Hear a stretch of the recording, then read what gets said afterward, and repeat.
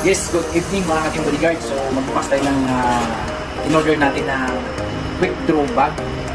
Quick draw belt bag.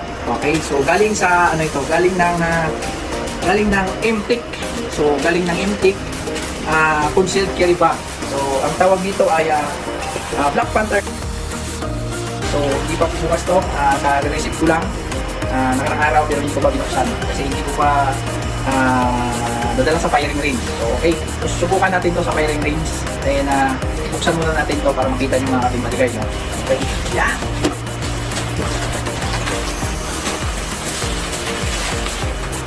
So po, kulay brown ang nasa labas nito mga ating bodyguard.